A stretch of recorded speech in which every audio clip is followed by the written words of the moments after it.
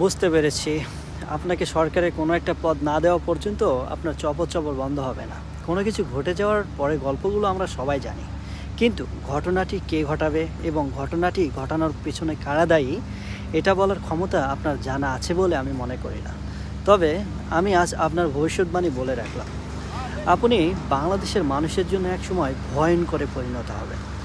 16 বছরে যে স্বৈর শাসন কায়েম ছিল, যে মানুষগুলো তাদের বাক স্বাধীনতা থেকে বঞ্চিত ছিল, যে মানুষগুলো তাদের মত প্রকাশ করতে গিয়ে মাকড়সা জালের মতো আটকে পড়েছিল, গুম খুন চাঁদাবাজি ধর্ষণ এগুলো থেকে মানুষ এখন রেহাই পেলেও আপনার কন্টিনিউ মানুষের সমালোচনা থেকে রেহাই পায়নি।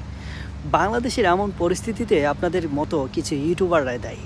সবসময় সব বিষয়ে নাক গলানো আপনাদের পেশা হয়ে গেছে, যা আমাদের জন্য একসময় অনেক বড় বিপজ্জনক। ডক্টর ইউনূস একটা অপদার্থ সরকার। এই সরকারের দ্বারা দেশ চালানো অসম্ভব। মাত্র 3 মাস যেতে না যেতে এত কিছু মন্তব্য করা আপনার কাম্য নয় বলে আমি মনে করি। আর তাছাড়া ডক্টর ইউনূস সাহেবকে প্রধান উপদেষ্টা বানানোর প্ল্যানটা আপনাদেরই কিন্তু ছিল। প্রফেসর আসিফ নজরুল স্যারকে প্রধান উপদেষ্টা বানাতে চেয়েছিল প্রশাসন বাহিনী, সেটাতেও আপনাদের অ্যালার্জি ছিল।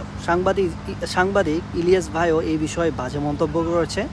আমি বলি কি, আপনারা চান কি? বিশেষ করে আপনার কথাই বলছি মিস্টার পেনাকি সাহেব, আপনি যে প্যারিসে এত বছর ধরে বসবাস করছেন, তা আপনাকে ইন্টারন্যাশনাল বিশ্বব্যাপী অলিম্পিক স্থানে প্রধান অতিথি হিসেবে রাখলো না কেন? এত বুদ্ধিমত্তা একজন বিচক্ষণ মানুষ আপনি।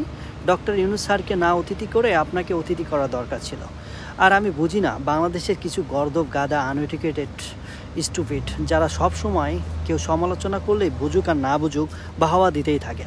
আর পিনাকি সাহেবের মতো মানুষ এই সাধারণ মানুষগুলোর সরলতার সুযোগ নিয়ে আবল তাবল বলে, এতে করে দেশের ভাবমূর্তি নষ্ট হয়। এটুকু কি আপনি বুঝছেন না মিস্টার পিনাকি সাহেব? জানি আমার এই একটি ভিডিও আপনার কান পর্যন্ত পৌঁছাবে না, তবে আপনার কান পর্যন্ত পৌঁছানোর ব্যবস্থা করব। কিন্তু বলে রাখলাম, স্ক্রিপ্ট সামনে রেখে ঘন্টার পর ঘন্টা কথা বলাই যায়। সকালে পেপার খুলে কবিতার মতো মুখস্থ করে চায়ের দোকানে গিয়ে অন্যের সাথে তর্ক করাটা ভালোই জমানো যায়।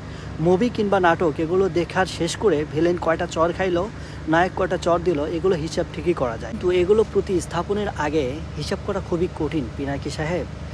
এটা বোঝা আপনার জন্য অত্যন্ত জরুরি বলে মনে করি।